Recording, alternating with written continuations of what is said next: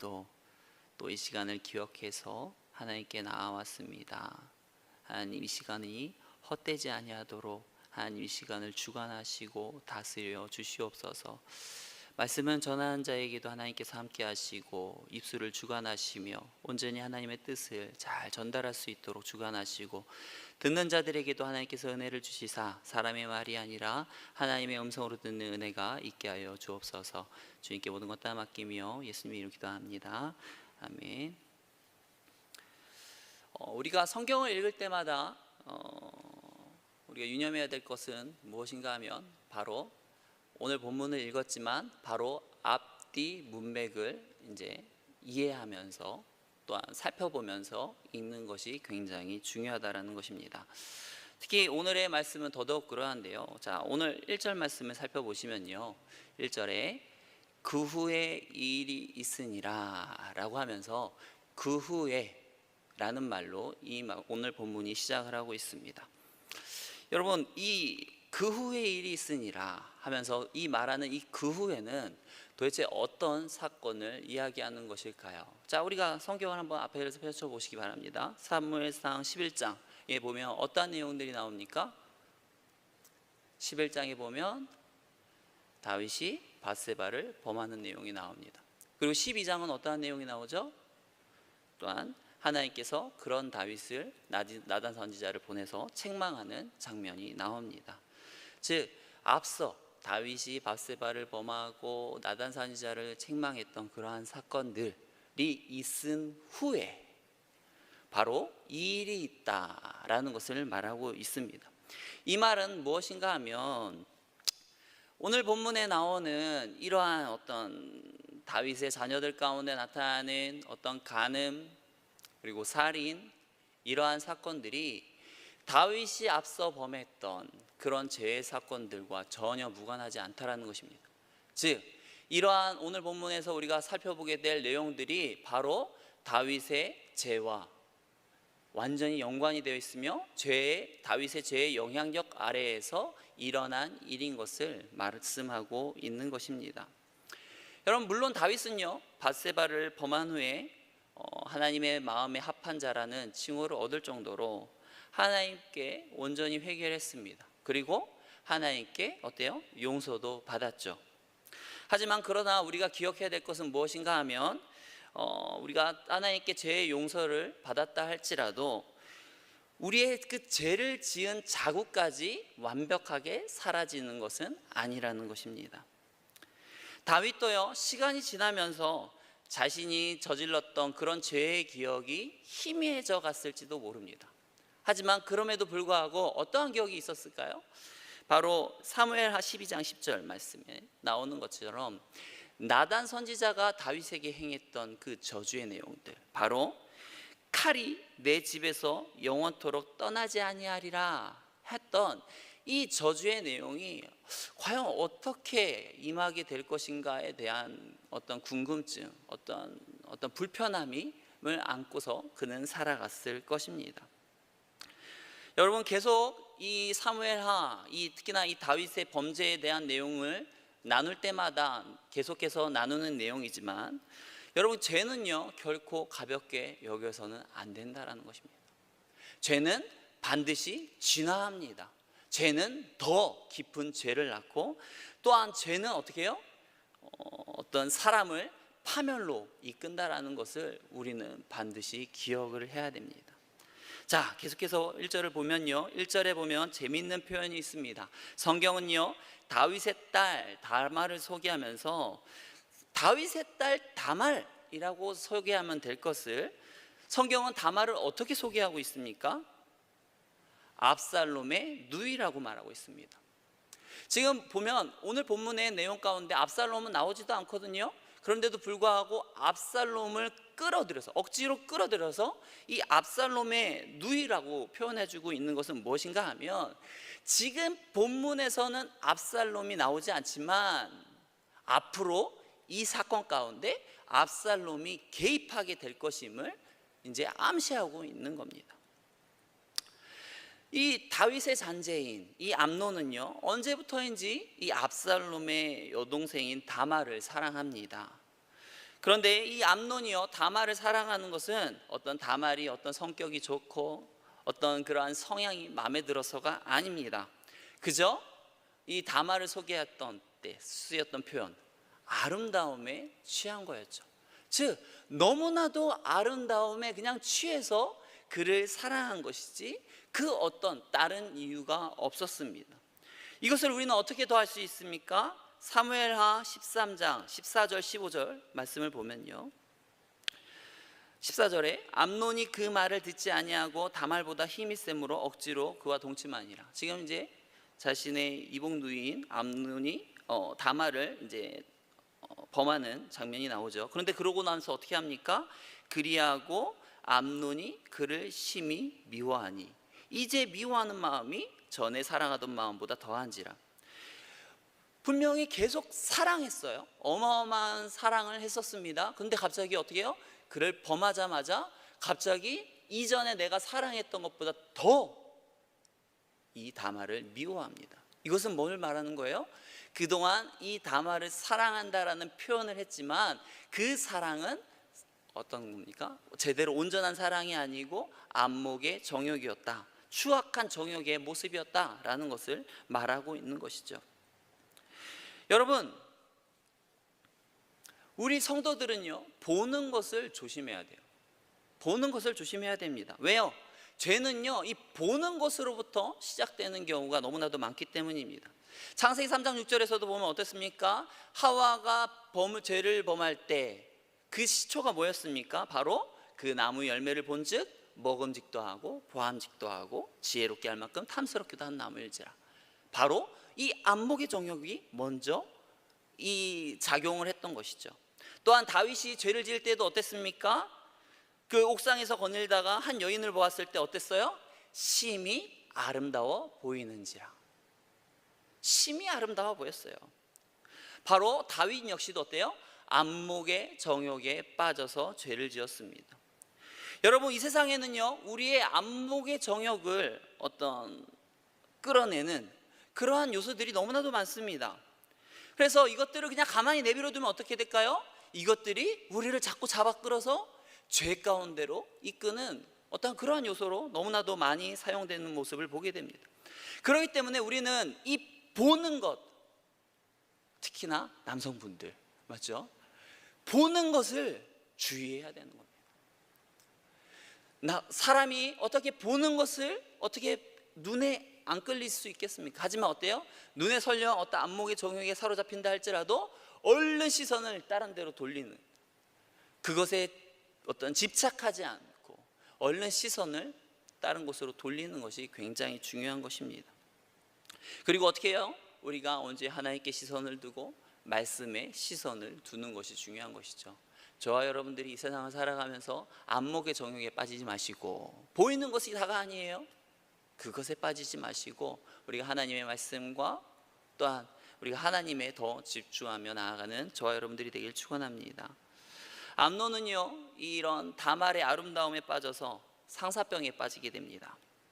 2절에 보니까요, 자신이 울화로 말미암아 병이 되었다라고 말하는데요, 암논은 그동안 자신이 왕자이기 때문에요, 자기가 원하는 것들은 뭐든지 다 행하며 살 수 있었을 것입니다. 그런데 어때요? 이 다말만큼은 자기가 원하는 대로, 하고 싶은 대로 마음대로 할 수가 없었던 것이죠. 왜 그런가 하니까 2절 말씀의 초반에 보니까 이렇게 나와 있습니다. 그는 처녀이므로 어찌할 수 없는 줄을 알고 라고 나와 있죠. 다말은 어떻습니까? 처녀입니다. 그리고 그는 공주입니다. 그러다 보니까 그 당시 처녀들은 어떤 이런 철저한 보호 속에 있었어요. 특히나 공주이다 보니까 여인들만 사는 궁궐에서 살면서요, 어떤 경호원들로부터 특별한 보호를 받으면서 지내다가 보니까 이 왕자인 암논조차도 함부로 접근하기가 어려웠습니다. 거기다가 다말은 어때요? 이복 동생이죠. 그러다 보니까 결혼할 수도 없었어요. 그렇게 자기 뜻대로, 정말 너무나도 아름답고 너무나도 좋지만 자기 뜻대로는 안 되니까 그 울화로 지금 상사병에 걸리게 된 것입니다. 그런데 그때 누가 암논을 찾아옵니까? 3절에 보니까 바로 요나답이라는 친구가 찾아옵니다. 자신의 사촌이자 모사꾼인 바로 이 요나답이 암논에게 찾아오는데요, 성경은 이 요나답을 어떻게 묘사하는가 하니까 심히 간교한 자라라고 말씀을 하고 있어요. 심히 간교한 자라고 하는 것은요, 지나치게 어떤 지혜롭다 못해서 아주 교활하다 라고 하는 그런 사람인 거죠.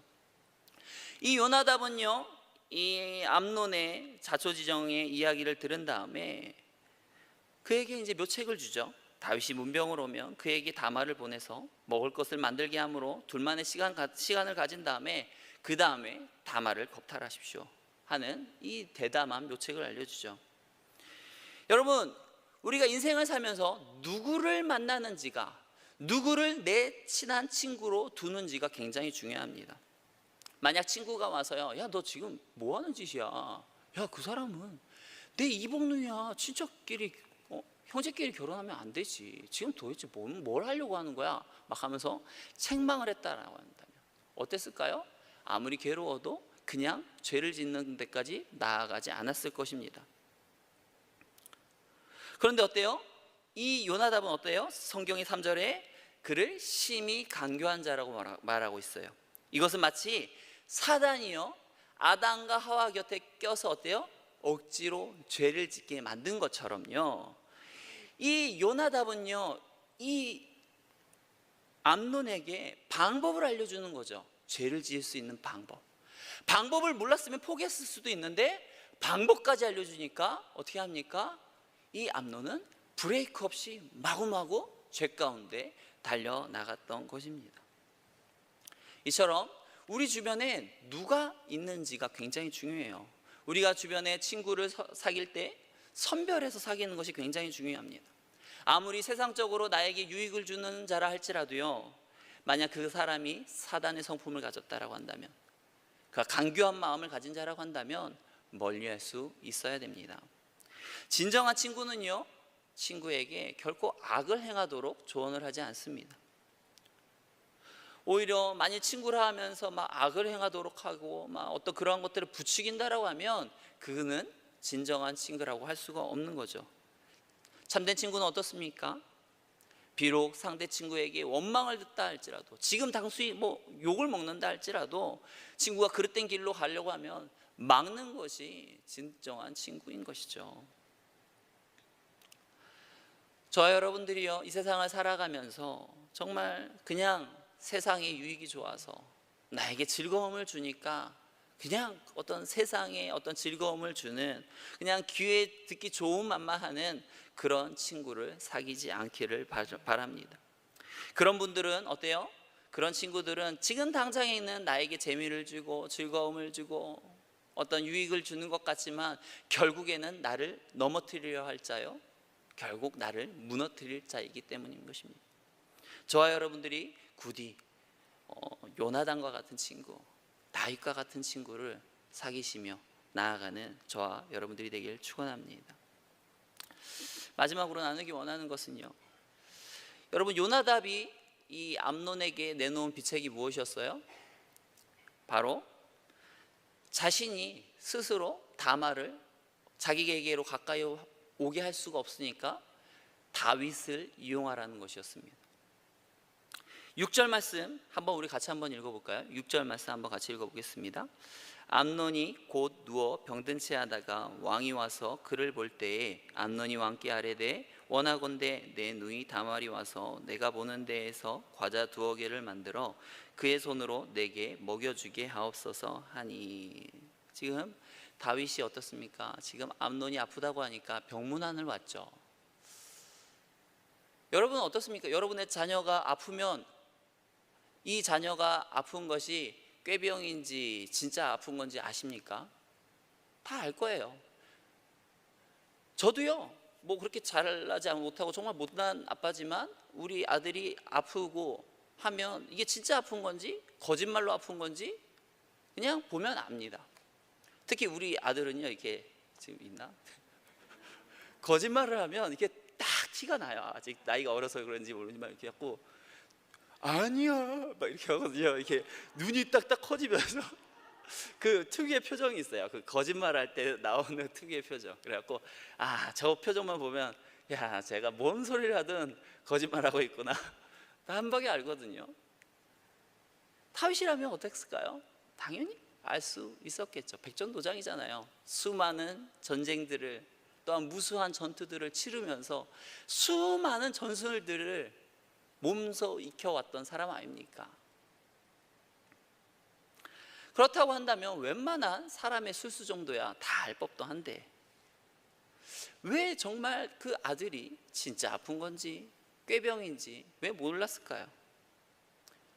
정말 병에 걸렸다면 어땠을까요? 아버지, 저 너무 아파요. 이 나라에서, 이스라엘에서 제일 용한 그 우원 좀 저에게 붙여주세요. 아버지의 전속 우원 저에게 좀 붙여주세요 라고 말하지 않았겠습니까?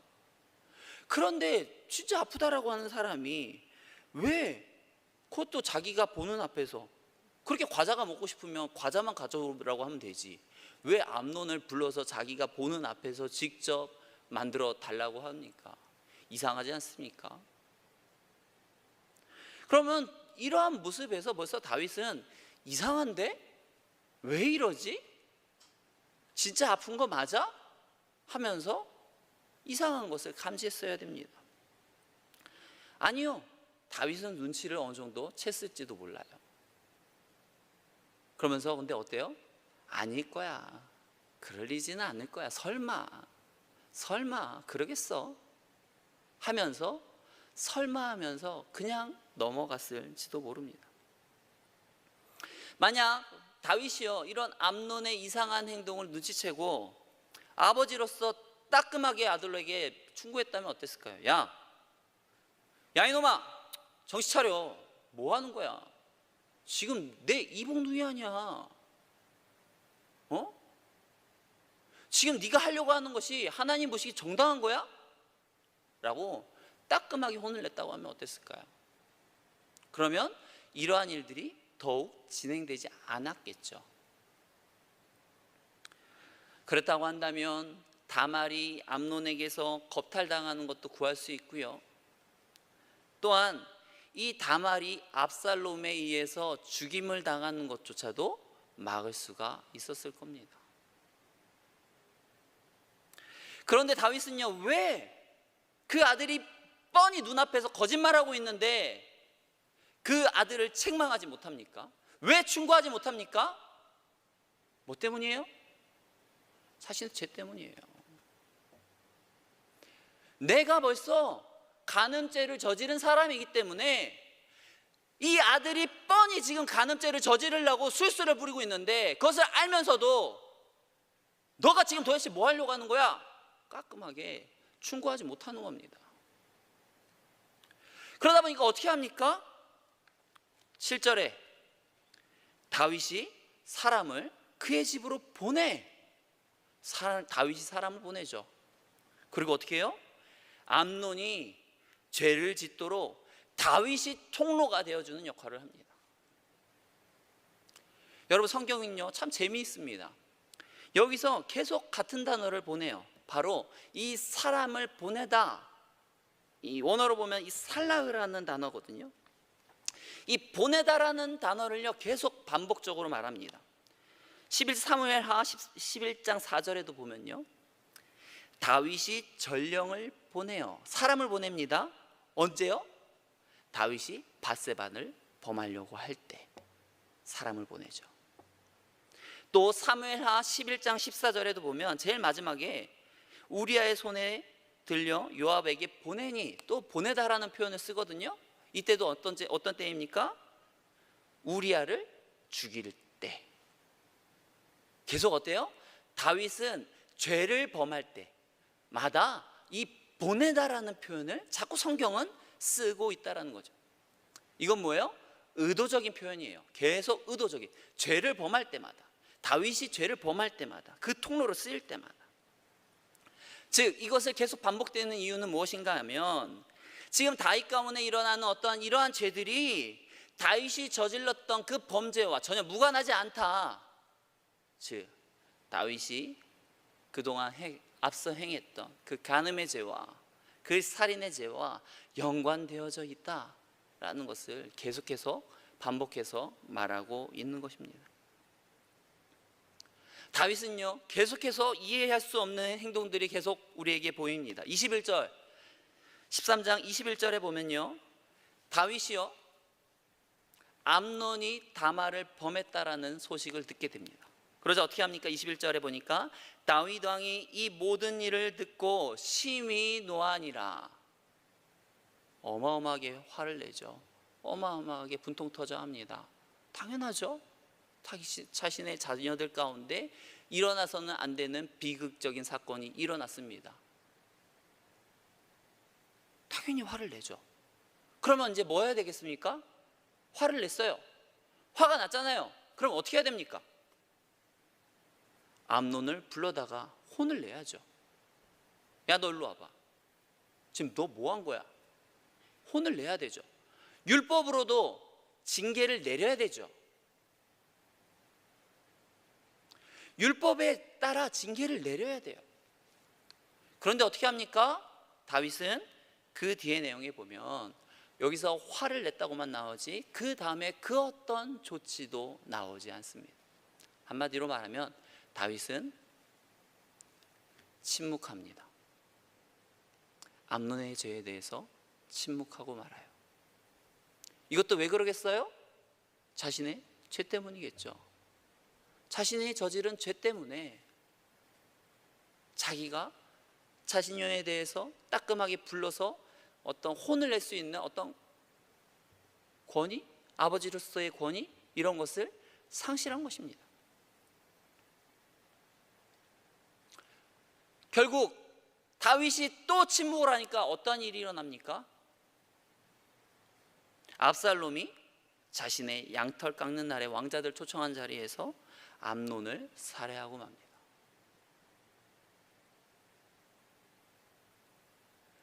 다윗은 어떻게요? 자신의 죄 때문에 말을 할 수 없어서 말을 하지 않는데, 말을 하지 않을 때마다 어떤 일이 일어납니까?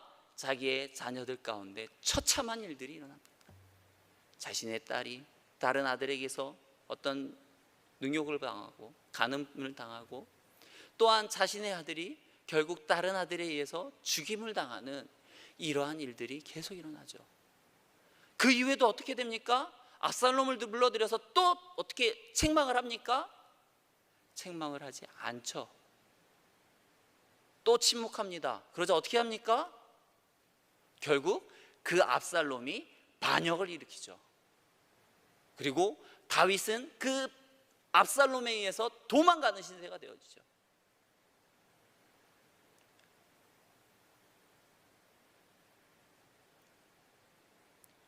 여러분, 부모가 자녀의 죄에 대해서 책망하고 충고하고 다스리는 것, 이것은 부모의 도리입니다. 그런데 부모가 부모로서 온전하지 못하게 살면 부모가 그 권한을 제대로 행사할 수가 없어요. 그렇게 되면 어떻게 됩니까? 자신의 자녀가 완전 개망난이가 되는 겁니다. 그리고 결국 그 말하지 못함으로 인해서 처참한 죄의 결과들을 감내할 수밖에 없는 것입니다. 여러분, 죄는요 반드시 그대로 가만히 있지 않아요. 그래서 죄가 무서운 겁니다. 죄는 반드시 커져요. 죄를 가만히 두어서는 그 죄는 결국 우리를, 인간을 파멸로 만들고 우리를 완전히 지옥으로, 나락으로 떨어뜨린다는 것입니다. 그렇기 때문에 죄는 시초부터 잡아야 되고 싹부터 잘라내야 되는 것입니다.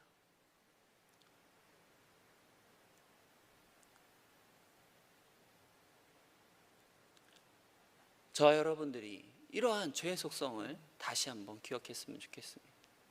죄가 얼마나 무서운 것인지 가만히 내버려 두고 그냥 넘어간다고, 못 본 척하고 넘어간다고 해서 되는 것이 아니라, 해결이 되는 것이 아니라, 그것을 가만히 내버려 두면 그것은 가만히 있지 아니하고 반드시 더 커져서 더 나를 괴롭게 한다는 것을 저와 여러분들이 온전히 깨달으시고, 정말 우리가 죄 가운데 그 죄가 주는 어떤 달콤한 어떤 즐거움들, 그거에 취해서 사는 것이 아니라 정말 하나님이 주시는 그 말씀을 따르며 받는 어떠한 그 평안들, 기쁨들, 자유함들, 이것들을 더욱더 소망하시며 나아가는 저와 여러분들의 삶이 되기를 축원합니다. 이 시간 우리 같이 기도하겠습니다. 하나님, 주여, 우리의 삶을 되돌아봅니다. 우리는 너무나도 큰 죄인입니다. 온전치 못합니다. 시시때때로 너무나도 쉽게 죄에 무너집니다. 주님, 그러나 우리가 주님 안에서 온전하게 살기를 원합니다. 우리가 온전하지 못함으로 우리의 자녀들까지도 온전하지 못하도록 우리가 키우지 않기 원합니다. 주여, 우리를 붙들어 주시옵시고 우리가 하나님 앞에 온전하게 삶으로 우리 자녀들을 온전히 훈계하며 양육하며 우리 자녀들을 정말 하나님의 축복받는 주의 자녀로서 키우며 나갈 수 있는 주의 거룩한 백성들이 될 수 있도록 인도하여 주시옵소서. 주님께 모든 것 다 맡겨오며 예수님의 이름으로 기도합니다. 아멘.